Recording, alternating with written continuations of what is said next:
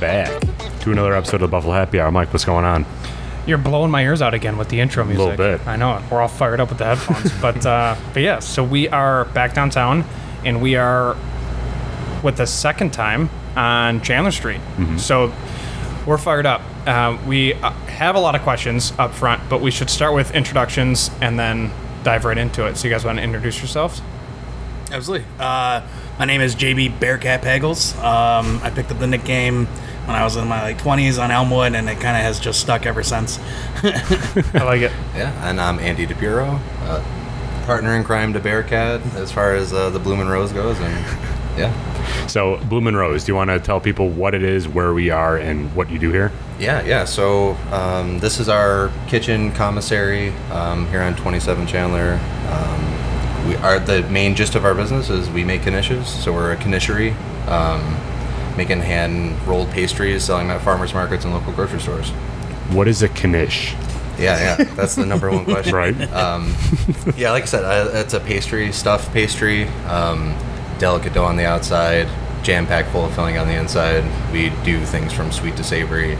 Classically is like a Jewish cuisine, popular in New York City, came to the States from Eastern Europe, a lot of immigrants, and it's like popular in delis and stuff like that, and we're kind of doing our own way. So how did you guys meet? So originally there was a small group of friends that came up with the idea. Me and him happened to be friends of one of those original people, Zach Rosenblum, which is kind of where the name Bloomin' Rose come from. Him and his wife have the last name of Rosenblum, and the business became the Bloomin' Rose. But we all were cooks at Park Country Club. Zach is still there currently. Me and him started about the same time, about 6 years ago, or maybe 7 at this point. Yeah, I think it's 7 at this point. I want to say it was like 2015-ish. We both started there. He was in more of the banquet area. I was on more of the a la carte side, and Zach, I think at the time, was eventually made sous chef. And we just worked at Park for about 3 to 4 years together. Then he kind of went part-time here and part-time at a couple other restaurants, and then I just left Park in April to come here full-time. So, No kidding. yeah, I'm fresh to the full-time Bloomin' Rose. How's it going so far? How's the business? It's been great. Yeah. I mean, it was us just jumping on full-time now. It was all part-time, kind of just late nights rolling in the kitchens after we all got out of work together to kind of make it happen on the weekends. So True. It's been really great to kind of focus on it and let it kind of involve our entire life instead of just kind of being this little side project. So was that a tough decision to make, to leave your full-time jobs and do this full-time, or was it relatively easy? I mean, for me, it was COVID that really pulled the trigger. Oh, okay. Because, I mean, we had always been doing it, so it was kind of always something on the side. And after Park Country Club shut down for an indeterminate amount of time, March of last year, so I just dedicated the time to this and kind of slowly invested enough energy into it that we were able to become more sustainable over the year. And, kind of got off rolling. It was definitely a different decision for JB. Yeah, it was. It definitely. I talked about it with my wife for maybe about like five-ish months, just kind of going back and forth about the pros and cons. Part of the thing is I'm getting a little bit older, and I'm done with that daily grind of just pumping out 150 covers, 200 covers every night, and just not having much of a life outside of the kitchen. So that was the main driving factor, was kind of like, it's not that I don't mind working 60 hours, but if I'm going to do it, I'd much rather do it for myself and other people around me than do it for someone else and kind of just get that, like, oh, here's a gift card, like, good job pulling all this overtime. And so I think that was like the final line for me. It was just like, I really just wanted more of a home life, just a more healthy work and home life balance, and kind of working for yourself while the hours are still there. It's at least more on my terms, and that I enjoy quite a bit. Sure. It's fascinating how much of a conversation that has become, I think specifically within like both of our generations, where everybody's focused way more now on work-life balance just because they've seen what 60 hours a week does, but then you can also work 6 hours a week, literally like you just said, and still reap some of the same benefits without having to live at work. So it's an interesting dynamic, especially from our standpoint, just because we're working with so many different small businesses, but they're all saying the same things. Like, first of all, the American dream is not dead. They're saying that. You guys are also more proof of that, and that's what we see on a daily basis. But now people are really starting to focus more on how can I get more enjoyment out of work so that work is not my life and then I can do something outside of it. So with your focus in kind of like the quote unquote market analysis, what has been your approach to getting your products out into people's mouths? Number one would be the farmers markets. For sure, that is just that's kind of what helped us grow originally, was starting small and working up.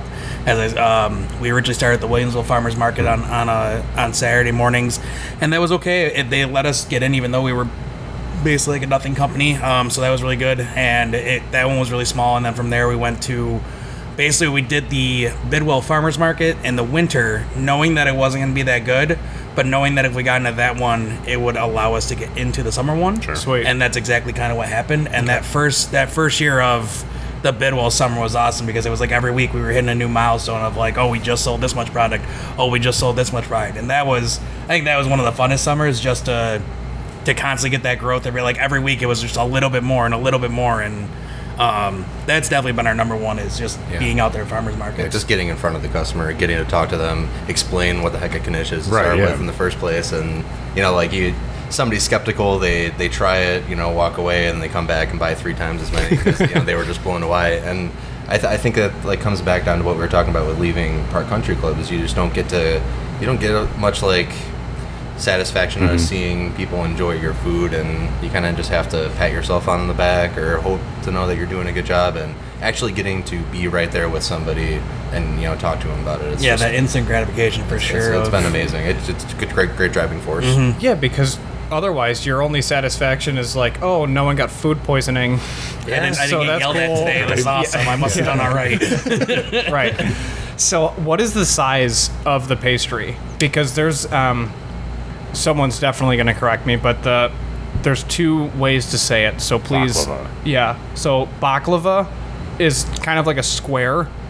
Yeah, that tends to be I want to say a little smaller. Bit more sweet. Oh, that's that's like sweet. a loaf that's sliced normally. Yeah. So okay. You would, the knish is it's handheld size, like palm size. About 4.5 to 5 ounces. Like a toaster strudel size. Think of that condensed though. They're small round. little. Yeah, they're small. They're small. Oh, little, okay. They look like almost like little fists, and then we top them with toppings for each one. So it depending on what the flavor is on the inside, our traditional is potatoes, onion, salt, pepper, and butter, and then we top that with an everything bagel spice. Jesus, this sounds fantastic. And then, as I said, the spinach and feta was the other one, where just basically spinach and feta, onions, garlic, and lemon juice. We top that with a za'atar seasoning. So they're all basically little round. They're little pucks of love. Pretty much. Yeah, yep. yeah. That's exactly what There they you go, a are. little phrase right there. There it is. Yeah, feel free to use that. Just don't forget. Don't forget us. Don't forget where it came from. Yeah. So was that the Rosenblum family, right? That's who started. Was that their go-to pastry, and that's why they decided we're just going to do this? As far as the original inspiration, it was really Zach wanting to start a deli, and the knish was kind of just The niche. traditionally. You put whatever you have left over in that dough, and you would sell. It's like a pop of food, super traditionally. So if kind of just like a minimum viable product, if people will buy the knish, they'll pretty much buy just about anything we'll cook if that's good. It's true. And then they're also extremely time consuming, so it was all we were pretty much able to do. So. Fair. But it takes a lot of different forms because it was brought to the States through immigrants. You see different kind of variations. It's a lot of family takes on it. So in New York City, you do see them a lot bigger, almost twice as big as ours, the size of a plate. And while they probably have half to a quarter of the flavor in them, they're just this massive thing to fill you up. And then you also see the fried patties, which are much more like the toaster strudel, which are just mass produced. It's just potato, and they're deep fried and sold in the cart on the street. So there's so many different variations of them. This might be a stupid question, but at what time of the day do you traditionally consume these? Is this a breakfast item, or is this an after dinner item? The beauty of it, with kind of what we've done with all our ranges, realistically, I think we would have ones for any time of the day that you kind of want. I want to say traditionally they were breakfast items. Okay. You kind of would use your leftovers from the night before, as you said, to roll them up, and that would be kind of your breakfast with some eggs. And that's even still to this day. A lot of people will get our spinach and feta and then and then put an egg over top of it then that will be that kind of their breakfast. That's a bougie breakfast. I kind of like I like leftover ones, the potato ones, and just searing them on the potato side, and then using those as almost like little Benedicts, and putting fried eggs right on top of those too. So like that's great for breakfast. They're also filling enough for lunch, and with some of our other flavors, like we have a chicken mofongo and a hot noodle, that definitely will fill you up more than just the regular ones, and then it has that little bit more of a lunch dinner aspect. And then we also have sweet ones like our s'mores, so like you can even go all the way to dessert, where like that's definitely a little bit that not many people do. But we have an apple one, we have a sweet potato one, and a s'mores one that we try to hit the sweet note, so it's more meant to be almost like a dessert, like you would almost finish your night off with it. Are those traditional? Like, where do you get these flavor ideas from? Are they traditional flavor ideas? Do they? Yeah, because I'm literally drooling. Yeah, I mean, some of them are traditional. So like the potato and onion, spinach and feta. Even we do like a smoked onion farmer's cheese. That maybe like the way we kind of compose it isn't quite traditional, but the components all are. But I mean, for the out there ones, I mean, the s'mores was just, I had an idea of, essentially it was like, how can we make a chocolate one of these, and what that ends up looking like, and just slowly working on that filling until it's, because you serve them hot. They kind of have to, we also, leave them we package them frozen for people to take home. So it's got to work at all these different levels. And I don't know, just things we're inspired by. Like the hot noodle one was just, we love eating spicy packaged noodles from the Asian store and all different kinds. I was like, how can we put this inside of a knish? And we just, I don't know, experiment, and essentially just have to get the consistency right so that we can roll it in the dough. Sure. If it's too wet, then it's just a pain in the ass for us. And then, yeah, I mean, it always tastes good. We just kind of come with a different type of filling. So question, and Derek is literally going to roll his eyes and throw his head back. Do you have to prove the dough? No. Nope, not this one. Thank God. Okay. Interesting. Yeah, it's super, super simple. No, you make it, let it rest for just a touch so that it's easy to roll out, and it's good to go. Yeah, that's the only form of improvement we really need to do is like we'll mix all the doughs together, and we'll usually wait on whatever one we mix first. We'll roll that one first just to give it time to relax and rest, so it's much easier to roll. Otherwise, you get it bunches together. It's a little annoying, but nope, no proofing. The dough is actually, we found out that we don't like making the dough ahead of time. We have to make it, we only make enough that we can roll in that day because we don't like keeping it overnight. We don't like having it sit out for too long either. It starts getting weird and annoying to roll it. So usually we'll measure all the doughs out, as you guys can kind of see there. We have like 10 of them ready to go, weighed out, and then we'll mix about anywhere from 3 to 5 a day, depending on whatever we're rolling that day, just so they're mixed right then and there. Roll them and par bake them, and then either keep them in the fridge or right into the freezer to freeze them. How many do you normally roll a day? On the days we roll, I would say close to 700. Yeah, up to 1,000. Get carpal tunnel yet, or what? I'm a heavy gamer, so actually, like the only thing that happens is like right here on the palms. If you go 2 days back to back, right here hurts because you're constantly putting down like that. So I'm like hoping that one day, like after we finally mechanize it, if we can, I'm gonna get to be able to do that rushing slap boxing, and my hand will just not feel any pain, just be rough. Just being wild. Yeah, exactly. That's a wild thing to watch. You just watch people get just smacked right across the face, and they're like, "Yeah, do it again." It's like I would be on the floor. Either on the floor. I don't know if I can hold my rage, and I just be like, "You just hit me in the face." Like, yeah, that's a game. So, is there anything that you can't put in one? Like just like like you can't put pickles or something. I don't know. Kind of like the thing is, as he was saying, the filling is kind of important because not only does it need to have a certain consistency when we roll it, but it also needs a whole to being baked 3 times, essentially. Usually once baking is making the original filling. So like the potato ones, it's boiling the potatoes and sauteing the onions. But then we par bake them once we roll them to get them to a certain form, and then there's one more bake after that, depending on whether we're doing it for the farmer's market or that par bake state is what we sell it frozen. So we sell it frozen with the idea that you're going to go home and bake it another 20 minutes. So essentially, like, we need to have fillings that will hold up to that much heat over that many times. So like we've tried to get like a cheesecake filling, and that one's really weird because the egg just doesn't. It gets weird after it's like second or third bake. So there are some things that we can't do because of that, but that's part of what actually is enjoyable about doing new fillings is, figuring out what we can do with it, and maybe this will work. Like as you said with the brownie, it took them a little bit to get that dialed in to where it was the right consistency, and it kind of started as a brownie batter, but then it morphed into like kind of its own thing now that is now what we need it to be. So that's definitely part of the excitement of learning what we can do and what we can't do, and we've definitely had some failures. The R&D process, are you able to eat it after the first bake, or is it like not healthy? Yeah, He's like, yeah, it's like cookie dough. I'm usually willing to wait until to taste the final product. You know, like we can pick apart the filling or whatever, but the dough is half raw. Sure. You're right. You're not going to really know. But yeah, we take our time, and I think the thing is, it's just always iterative for us. Like even the spinach and feta filling, we've done it from day one, and our process for it has changed so much. Like we used to hand wring all of the liquid out. You know, we'd have to cook it and then let it cool because you couldn't do it when it was boiling hot. And then we got a machine, like a cider press, that helped us kind of press it all down right out of the pot, and that allowed us to kind of cut things down and process the spinach a little bit more, so it's even better consistency. So we're just kind of always looking to evolve, and I don't even think there's like I don't know if there is going to be an end point for anything really. It's just always working on it and iterating. Really, That's awesome. So if you're rolling once, potentially 2 to 3 times a week, and you're doing 1,000 of these each time you do that, when is there time for R&D? Is it just based around when the markets are, that you're just trying to kind of innovate and include some more options? Or is it like, these are the flagships, these are unlocked, so what if we tweak 1, 2, or 3 intermixed? We've definitely, I think we're hitting a point where we don't have enough time to be making too many new ones. We're just starting to hit that, actually. We snuck in the hot noodle and the mofongo like right at the beginning of the markets before we actually had 2 other markets on us. Like, as I said, we're in Grey Cliff, Bidwell, and Kenmore / South Buffalo. So those 2 flavors we got kind of like the couple weeks before that Friday and Sunday market started, so we had a little bit more time. Definitely in the summer, it's less R&D and more just stick to what we know and the few flavors that we have. And also we'll generally do flavors like with seasons. So like we have corn's coming out soon, so we do like a Mexican street corn one. Also, like apples will be coming out at the end of the summer, early fall, so we will be doing like an apple crisp one that's kind of like an plain apple pie.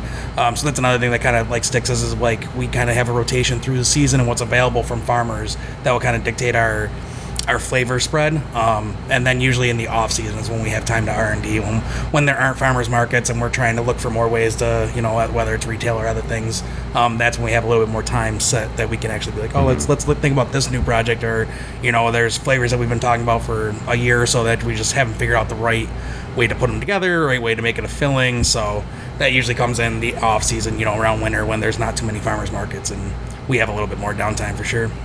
The process the time that you said when COVID hit, you were able to dedicate more full time. Is that when you guys started seeing the business grow a lot, or was it before then? Was it after then? When did it really start taking off?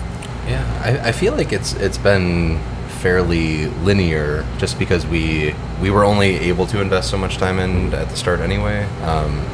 So I guess the more serious we made it, and jumping on full time made it a lot more serious, that we just kept on growing. I mean, we didn't think that we would be able to get JB on full time for probably 3 or 5 years. Was a year or 2 past what we were thinking, or what we ended up doing. So I guess it's hard to tell. I mean, I don't feel like it's like really crazy taken off. It's just we're able to, like, it's always kind of the same success. Oh yeah, we've taken off. We're yeah, that's fair. I mean, we're just we're finally able to go to more markets and stuff. Sure. Like the markets are pretty self-contained. Like you can only kind of serve so many people food at any given time anyway, and it's just trying to get to more neighborhoods where we can see things. I will say too is, like, with COVID, it kind of changed people's like perspective on supporting local. I mean, 100%. Everybody's been saying that for like the last 5 to 8 years, but I think people actually put it more into practice, and we found a lot more just dedicated customers coming out to see us. And we had delivery stuff for a while because nobody was willing to come inside, and then even running like the winter market here was just inviting vendors out in the cold, and people were just standing in the snow because that's the Buffalo way, just getting it done and kind of pretending it wasn't happening in the first place. Just the dedication was really there over the last year, and I guess that was like kind of showed the significant kind of growth and all that stuff. Sure. Yeah, that's wild.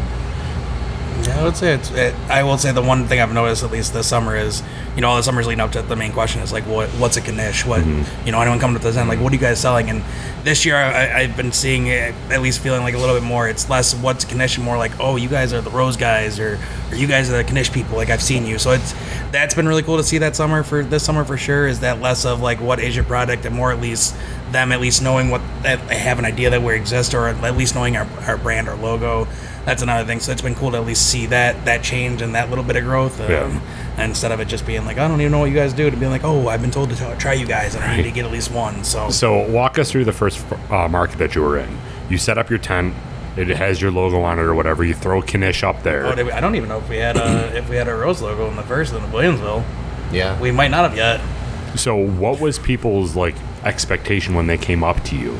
Was it always, what is a Knish? And then the conversation went from there? Or what was the public's feedback? I want to say, because I just think it's such a niche food that not, except unless you have a Jewish background and you understand it. Like, I don't think I didn't even know really what it was. I've heard of it because, of course, I'm a cook, but that's only because I feel it half the reasons I'm in the culinary. Mm-hmm. It's not even like a normal person or just like the everyday wouldn't just know what a Knish is. So, I mean, we did hit Williamsville, so I think we had a little bit more of a following, but a lot of people just didn't know what it was, or it was until they tasted it that they had no idea. I think that was the main thing, which is why farmers market worked so well for us. It wasn't like you can look at it like a lot of people would be like, oh, is this a bagel or this is what? So you almost don't know what it is at first. So it's I think that's most of it. People just didn't even know what it was, and then it wasn't until they came up and tasted it. It was like, oh, this is so good, and then they come back and get more. So are there other Jewish markets or pastry shops or anything in the area? Like, what's the community like? That was one of my questions. Way to go, Derek. I know that classically there used to be a lot like on Hurdle, a few other delis and stuff like that no longer really exist. We hear a lot of stories about it from our customers that have been around longer than us, but I know that Tops on Main Street has like a kind of a kosher dedication where they do make some stuff like that, Knishes and other things. Nothing like very large scale, but I've heard of a few kosher catering, which is also a little different than what we do. We met some people. There's a lot of steps in order to be kosher, and usually they do a little. They don't necessarily do Knishes. They just kind of do their kosher thing. But as far as like just Knishes, the only other product I've really seen is Wegmans does have some little frozen product. And the only reason I know that is we went and looked for that product to see if there was another product. So that's another thing, is I don't really think anyone else is doing it. Every culture kind of has their version of it, and those are being done. But as far as the actual like Knish, the way we do it, I don't think anyone else in Buffalo is really. It's definitely an underserved community. Really doing that. Is that hard for you guys to get into that, like, to get the community to buy into this type of product, or is it easier because there's no competition? I would say a little bit of both. Okay. Like it's harder to get them to try it right away because, if you say Knish, like, oh, what's that? And it's, they almost have to see the product. Like that's what I think going to be our hurdle, is getting into retail, where it's more them seeing our box and being like, oh, I'm going to try this. Like when we have it right there and you smell it and you see it kind of high, it's very easy to be like, okay, this smells good. And you have us talking to them. That's very easy to get. It's when they're walking by a supermarket and just seeing a freezer box and being like, oh, I don't know if I should get that. So I definitely think that's gonna be a hurdle, is trying to get that to be a much more common knowledge as far as like just walking by the freezer section buying one. But as far as farmers market, it's having it right in front of them is what sells it more than anything else, for sure. I think a lot of that too is going to be solved with brand recognition. So even if they are in the cooler section, they could see a rose and just be like, I know exactly what that is. You know what I mean? But yeah, that's going to be a very cool experience of walking through all those hurdles, like you said. Yeah, we do. We are in a few stores. I think our biggest one right now, we're about to Lexington Co-op on Hurdle. Oh, nice. Should be ordering from us soon and stocking us in their freezer section. Congrats, that's amazing. So that's the next big one that we're excited about, and we'll kind of see what goes from there. Like we have a small stepping stone, and that's the first step on that. So that's a cult following you're getting into with the co-op. That's wild. That's kind of what that kind of seems like with our logo and kind of how we do it. It's like we do get those like people who follow us around to farmers markets and stuff. So we kind of our fan base is small, but we know that they're there and they're definitely loyal to us. So that's awesome. That's what we got too. Small but loyal. Yeah, small but loyal. That's it. It's the best. Yeah. How do they reheat? Like when you're talking about these frozen products, what do you do to reheat them or heat them up? Cook them? You said bake at like 350 for 20 minutes?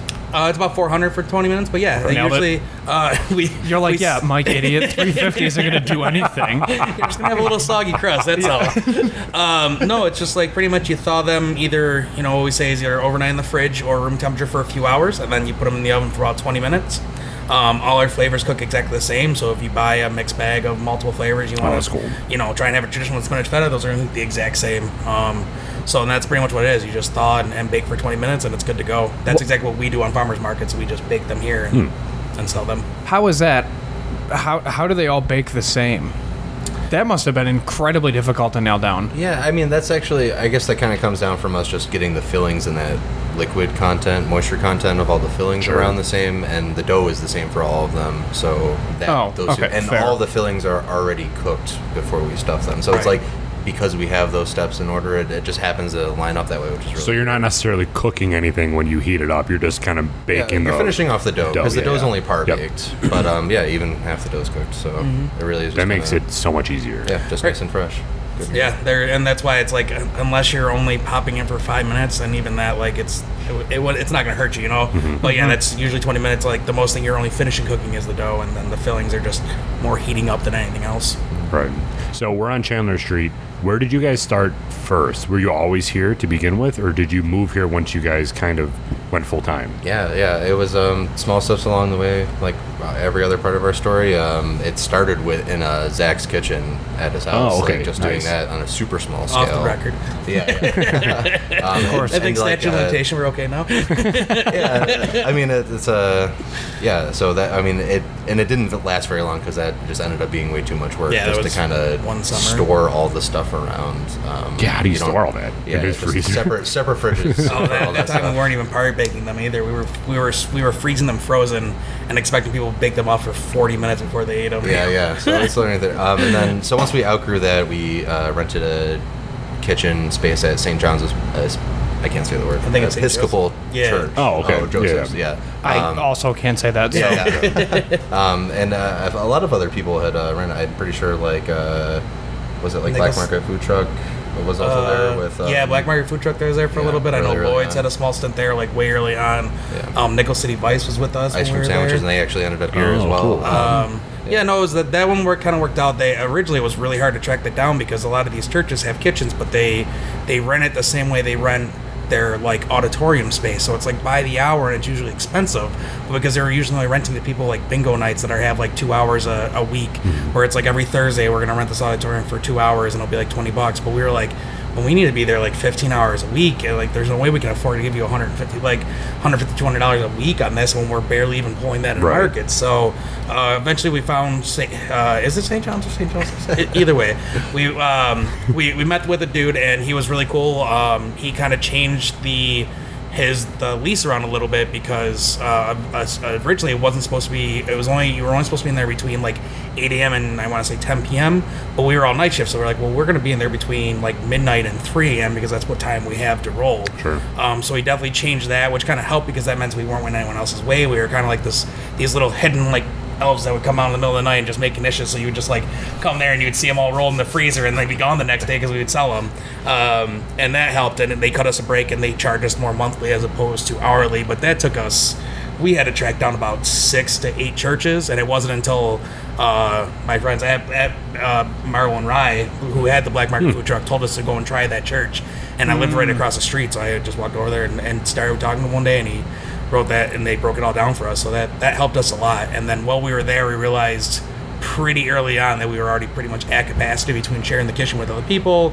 You know, all the equipment was not even rented, but it was all the kitchens or all the churches, and there was only one freezer and one cooler, and there was like, I want to say at the time, anywhere from 4 to 6 businesses working out of there. So it was just very crowded all the time. So we knew very early on that we had to vacate there, or we were just gonna not ever be able to grow beyond that. And we found here. On Craigslist of all places. Yeah, right. This was on Craigslist? Yeah. Because this is like a complex now. Yeah. So can you guys, obviously you know more than we do, but about this place, can you talk about this place? 'Cause I feel like people have no idea what is here. Yeah, it started kind of with Rockwood Community doing down at the editor of Chandler with Beryl and Brian and Tappo. Oh, right. Okay, yeah. So he renovated a bunch of... and Thin Man, right? That's Thin over there Man and too? Tappo Okay. have a building. That's a big building. They have some businesses in the top part. And then across the street, you have Blackbird Cider Hall, Beryl and Brian. And that one is a little less culinary focused, because most of those are actually office buildings other than Beryl and Brian and Blackbird Cider Hall.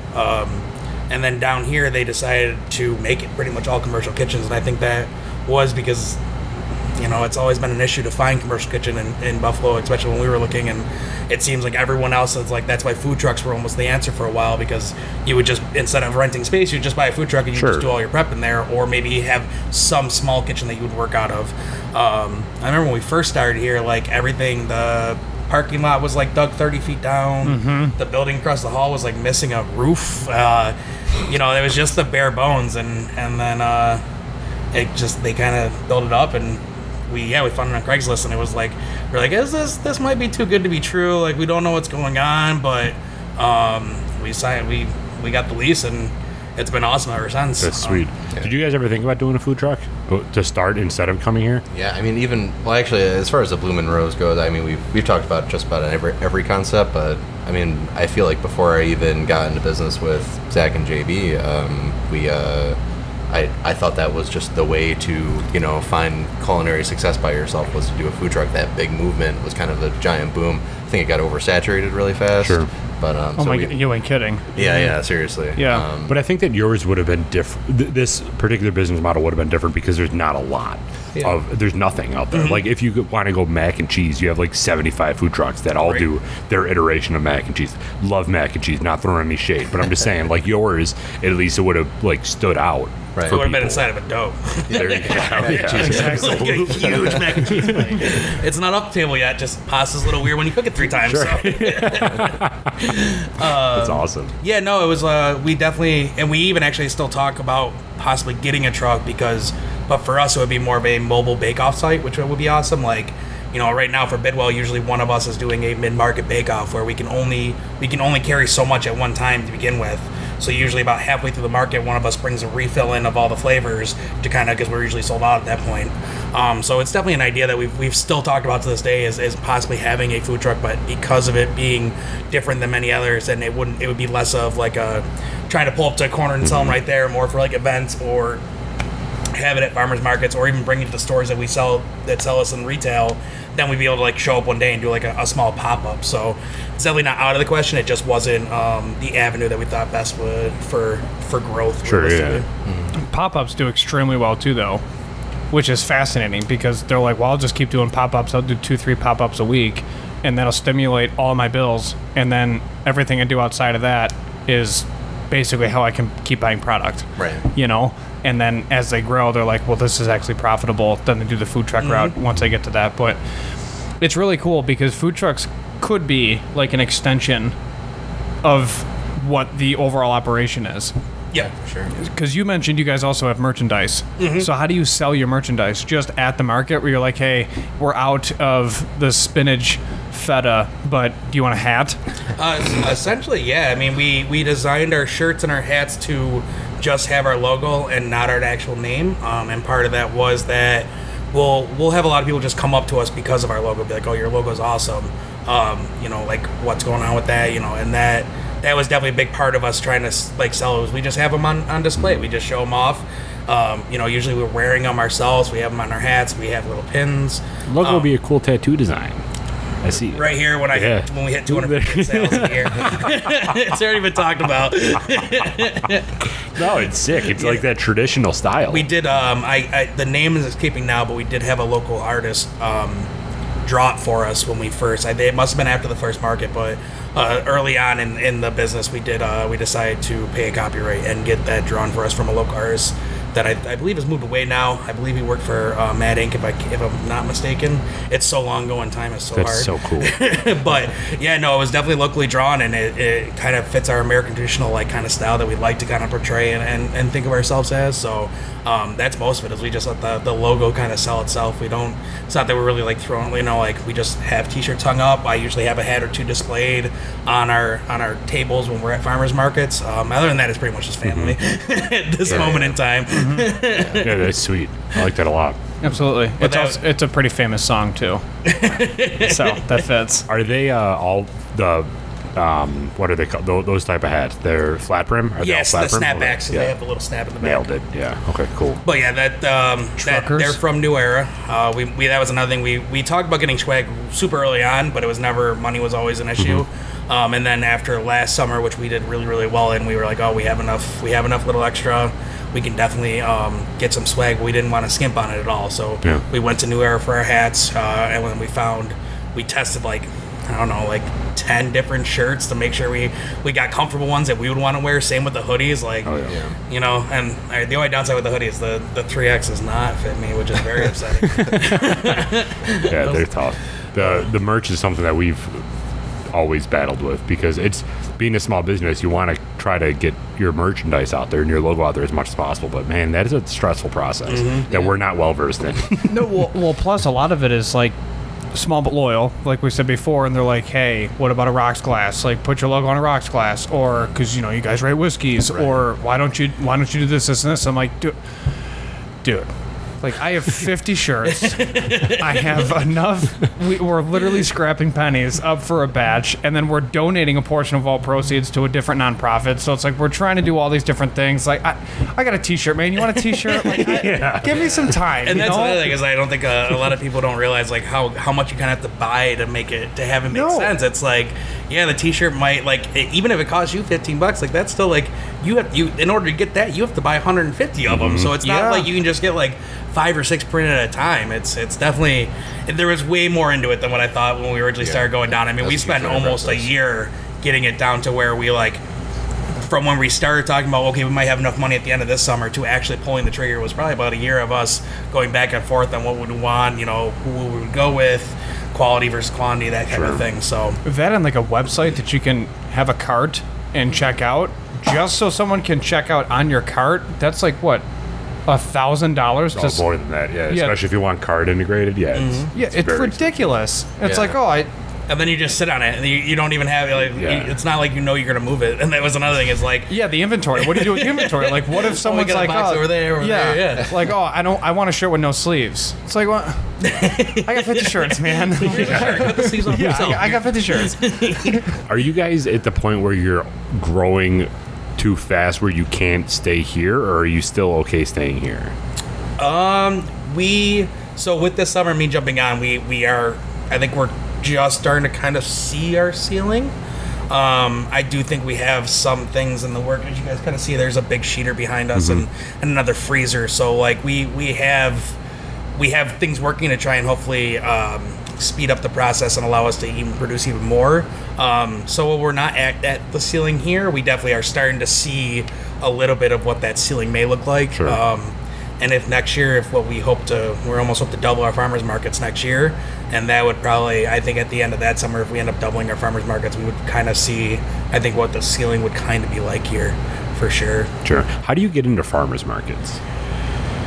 Yeah, I mean, it simply is just a application process. Oh, okay. For a lot of them, I do find you kind of have to also kind of fit a certain mold. Like a lot of the farmers markets curate based on, so you can only have so many bakeries, so many clothing or, types of operations. Do you have to meet like some sort of, or not organic, because it doesn't have to be organic, but like how? Yeah, where you source your ingredients. Yeah, okay, yeah. That's definitely a pretty big consideration at the Elmwood Village farmers markets. Definitely others don't care as much. And even then it's like, it's mostly just, I feel like the conversation has less been about like local organic and, all of these like, not that sustainably sourced is bad by any means, but it's more just like handmade, it's a maker's market. Sure. And just people who care about something, you're not just buying it and reselling it, Right. And that's kind of the baseline heart behind all of those markets. Yeah, that's her vibe. Yeah. So does each market have its own individual website for that said application? Yeah. Most of it, Okay. they don't have great websites, I will say overall. Like a lot of them, you kind of go to, and the previous year's information is on there, so you kind of have the person that you've taught. I mean, I don't know how it really starts. Actually, we haven't mentioned him at all, but Josh Langford, one of our other business partners, really helps get all that stuff done for us. Yeah, he kind of builds all those communications, and he just kind of keeps it going for us. So I'm super thankful for that. He's a networker. Yeah, that and the website and the card stuff. I mean, he helped us kind of build all that, and a lot of it was kind of DIY at first. Sure. Mixing and matching parts to kind of just get whatever we needed to work.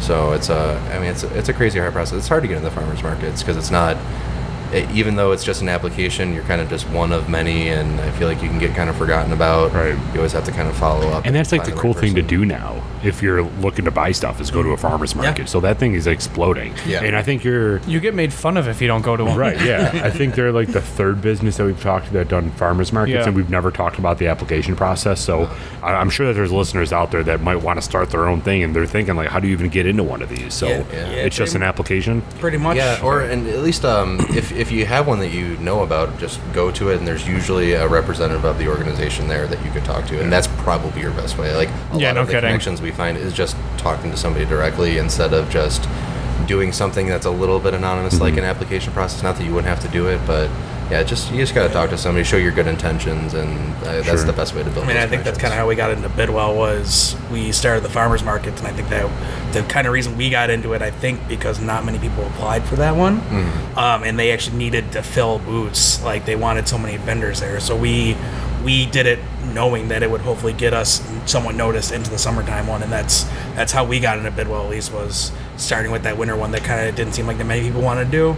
And then from there, it allowed us to kind of get on their radar and allow us to get into the summer one. Sure. Yeah. And then kind of once you're in, as long as you don't do anything stupid, you're good to go. Right. coming from the whiskey standpoint, we've talked to a lot of distillers, and to get into a liquor store, you have to come in with the bottle of your liquor, and you'd be like, try this. Do you like it? Do you want to stock us? You don't have to do that. They're like, try my Canache. Do you like it? Can I be in your store, please? Like for Lexington Co-op, what did you have to do for that? Yeah, it's funny that they kind of came to us Oh, at the sweet. farmers market. That makes it easier. We did try contacting them. I'm not sure how it like really started, but I think that was another thing is we sent an email, or I even went into the store one day and just asked who to talk to. I sent an email and kind of didn't hear anything back, and I guess it's kind of understandable. Maybe it was spam or something, and then they ended up having an employee there that really loved our product for coming to the market, and then the owner or one of the store managers came by just at the beginning of this farmers market season. Was like, hey, we gotta get you guys set up and do all that stuff. So it's like, I mean, it's just kind of random chance sometimes how that stuff works out. Even like one of our more successful markets or retail operations is Fresh Fix, and they do delivery. They're kind of just like an online farmers market sort of thing, and they also just kind of came to us knowing that they had tried us somewhere and happened to be running a business that would also serve us well. And it's a lot of just like really good community with all that. It's interesting. It's cheers to Buffalo, and honestly, I didn't really think that there was merit to it, because growing up, that was the biggest lesson from your parents, is like, you just go talk to somebody. Like, hey, I want pizza. It's like, okay, get on the phone and talk to somebody. And like, we never really fully understood that, but now from like a business standpoint, the only way to do anything specifically in the city is just doing it, like just talking to somebody. Yeah. And I honestly feel like that is way more prevalent in Buffalo than some other cities, where an email might work somewhere else, but in Buffalo it's like, hey man, show up, I want to know what you're about. 75% of communication is like body language. So I want to like know who you are as a human being, and then we can move forward. For sure. And it's just wild hearing these different stories about how to do anything specifically in the city, because at the end of the day, it really just comes down to, I showed up one day and I was like, hey man, you want to try this? Like it's really cool. Yeah, and it's not always going to be a success too. It's just trying it a bunch of times and seeing like eventually enough stuff ends up working out. And if you give your product to 20 people, at least a portion of them are going to enjoy it no matter what. So I mean, it's still kind of like a numbers game sometimes. Sometimes, especially in Buffalo being such a small kind of foodie, especially the industry and everything. It's such a small town that a lot of word of mouth does get out pretty quick. So like if you get you get into one store and then they're friends with this other store who also does something similar, or that's their competitor and they're looking at like, oh, they're selling this product, and like I need to jump on this too. So definitely Buffalo being small is it helps that, but you definitely need to get out there and just kind of like be a part of it. And that's actually one thing I've been looking forward to is being a little bit more like back in the local, like Yeah, you miss a scene. Yeah, 100%. Like I was on Elmwood for like 10 years, just like cooking away and just enjoying the actual scene of just the Elmwood Village and up and down Allen and Elmwood itself. And I moved when I went to Park for like 6 years. I kind of missed that, and now getting back here, that's another thing that I'm super looking forward to, especially when the markets aren't so demanding. I actually have time to like go out and like talk to my buddies at Barrel and Brine and other businesses and stuff that I know, and just get out there and like hey, what's up? Like I went to a Grand and Amherst Business Association meeting at Blackbird Cider Hall, I think 2 weeks ago or so, and that's literally what it was. It was just a little gathering. We just sat around and had some drinks and just all kind of like how this is, hi, my name is whoever, this is my business, I do this, and it was just kind of cool to do that. I know there's another one coming up next month, and I'm actually excited to go to it. Oh, that's cool. Just getting back in that kind of local scene, and also as I said, I have a few friends that run business, and their support has been awesome. Like, they haven't even questioned, like, oh, if you need anything, you have any questions, just call me up, come and sit down. My buddy Christian, who owns Marble and Rye, he did that when we first started. He was like super early on. Like we were barely even like an idea at that point, and he was the one who kind of was like, gave us there, because they had gone from a food truck to a restaurant, so they kind of like explained his story of it. They started as a food truck. The Black Market Food Truck. Yep, they were the Black Market Food Truck for years, and then they switched to Marble and Rye. And I want to say they have a second location that's either just opened or it's opening up here soon, but I don't know too much about that. But we got to have them on. That'd be an interesting conversation. I can definitely reach out. I love that place. Yeah. Oh, really? Yeah. They're great. And I heard a rumor that they didn't survive the pandemic. I don't. And I was like devastated. I was like, "There's no way." No, I don't. Like, that place is so good. But I know I want to think they did, because I want to say they did like take home burger kits and all kinds of stuff. They might have just closed for a and little they bit. did close to for a little bit. reopen, They definitely closed for a little bit. I know that much.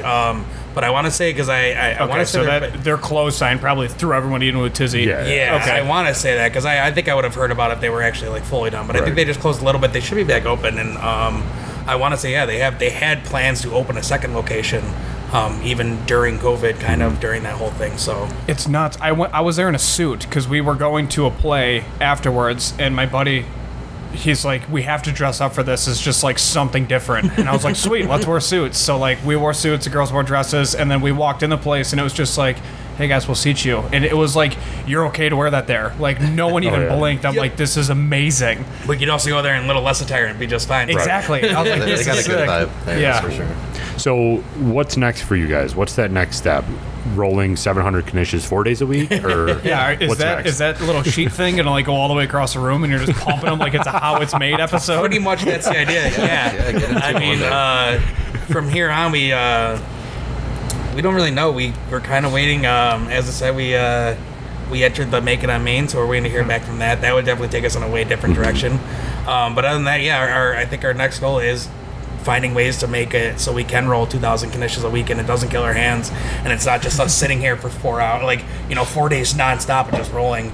That's exactly what that's supposed to do. It's basically going to do the same thing as being hand rolled, but it's just it's basically a conveyor belt with a rolling pin right in the middle. So you just send it back and forth, back and forth. You see that the arms are folded up. Yep. So yeah, we don't know where we're going to set it up quite yet.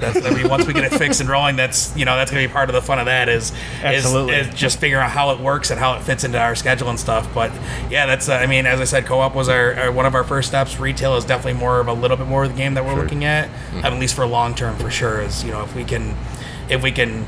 I don't think we'll ever stop farmers markets per se, but if we can get into retail where we're selling to, like Wegmans, Tops, or even bigger companies, like, if we could start selling to California and all across and every state in between and just have it be a freezer section, that would be awesome.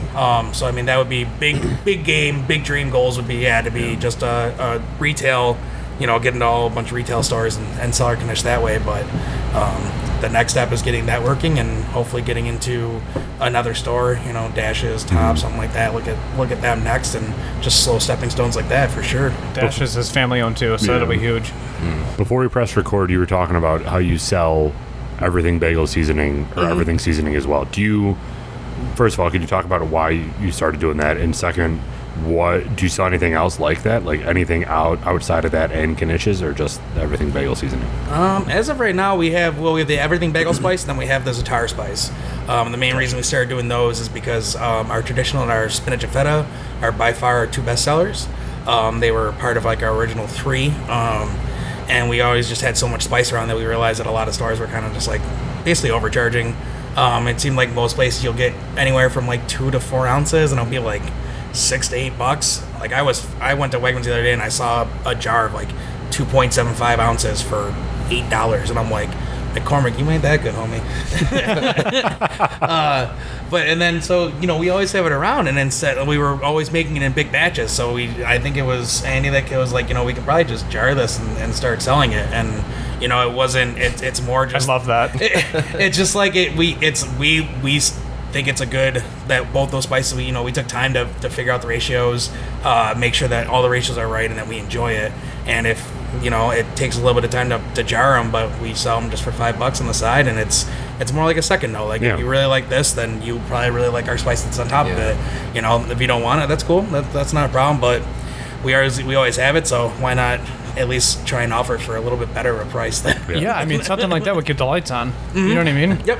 That avocado toast right now with everything bagel seasoning is like the entire fad. Yep. So I'm sure you'll get people that just love it just because of that. Yeah. There's definitely people who pick it up. That's usually like, I mean, you'll usually get 2 to 3 a market where they don't even care about the rest of our product. They're just gonna be like, I'll just take this and that's it. And then they just get the spice and be like, all right, see you later. Enjoy your avocado toast. That's awesome. Exactly. Yeah. We've looked into mustard production as well eventually one day, because that is like the classic Knish condiment, at least for the traditional. Oh, okay. So Which that's just a seed. Yeah. Yep. Yeah. Essentially pickled seed. Pickled mustard seeds. Yeah, pretty much. That's been a even more lengthy process. Trying to figure things out. Sending samples to Cornell University to have them analyzed and make sure that's all good, and then it's even more rigorous inspections from the state for like acidified food products. Yeah. It's a really intense process that we have a really good product, but have kind of just didn't realize maybe how serious it was to actually do it. So it's not like out of the question, but it's just a slow process to kind of get it going. We need like a steamer to process enough of it. You know, we could do it in very small batches. That's not worth our time for large scale production. But no, it's because it's got to be shelf safe. So it's like there's a lot of factors that can go wrong there. So there's a much bigger chance of human error, and you just miss something just a little bit, and it just now that's bacteria's in there, and you've sealed it in, so it's almost helping it grow. So yeah, FDA definitely cracks down on those type of things a lot more. Interesting. As far as like what you need to have, the process you need to go through, the license you need to have in order to do it, that type of thing. It was way more than we thought originally. Right. But It's wild.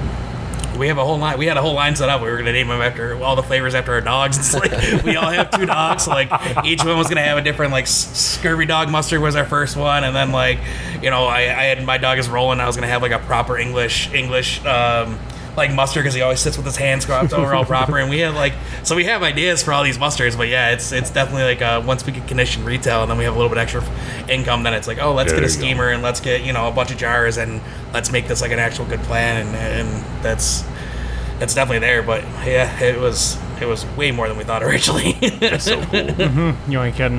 Wow. How can people find you guys too? And what platforms are you on? Yeah, as far as like social media goes, which is definitely the easiest, Instagram and Facebook are just 2 solid go-tos. We post about where we're going to be, what flavors we're doing, or just videos of JB being Bearcat. Yeah, those are hilarious, by the way, because you pop out from behind tables. I'm like, what is going on? That's actually one thing that I've actually missed. Like since all the markets have started, me and him have not had time to really shoot too much content, and that's one thing I'm looking for. The market slowing down is actually going on, because we have some ideas for what we think is gonna be hilarious. Yeah, we got some good stuff. That's so funny. And it's just like, and that's, I don't know. It's for me. It's always been. My stupidness has always been, I've always wanted to be kind of a center attendant, so it's like, yeah, I'll be the face, I'm fine with that. Like, I just want to make people laugh. Like, it's definitely something I've always had. So these videos were definitely ways that I could kind of just like get that little satisfaction, having people come up. Like, I got stopped in the liquor store one time right after we aired a few of those, and the dude comes up and goes, hey, you're that dude, right? That dude from the deli, man, that does the funny videos. I'm like, yeah, I guess so. It only happened that one time, but it was great that it happened that once. Absolutely. So if people want to order some, do they contact you, or should they go to a farmer's market? Yeah, you can, as far as like walk up same day service, we're at the Elmwood Village Farmers Market every Saturday from 8 to 1. We come back here to do a Chandler aftermarket from 3 to 8. There's a lot of other great producers here in the building, Flat 12 and Southern Junction, Cake Pops, list goes on. We do the Kenmore Market on Sundays until the end of the season this year. But if you really kind of just want to just direct information on how to order us, just our website, theblumenrose.com, has a direct form with all of our stuff that you can kind of schedule a pickup, whether it's at the market or here at the kitchen. We kind of just set up some times to be here. Yeah. Awesome. Well, gentlemen, thank you so much for your time today. This has been an amazing conversation. Yeah. I learned what a Knish was, so that's a job well done. Yeah. Well, thank you guys very much. Appreciate it. Go check them out on their social media and on their website and order some Knishes, because you probably won't have anything like it. No, and then of course we'll tag you guys in future posts too, so people can easily find it through our channels. out. Absolutely. Can help Yeah, out. you guys will go home with a little grab bag of 4 different flavors. You guys can try them. You'll see how easy they are to cook. Do not have to do And that. then we'll Yeah, just plug not us at on all. another episode. It'll be fine. Gotcha. Thank you guys. Appreciate it. Cheers, you. everybody.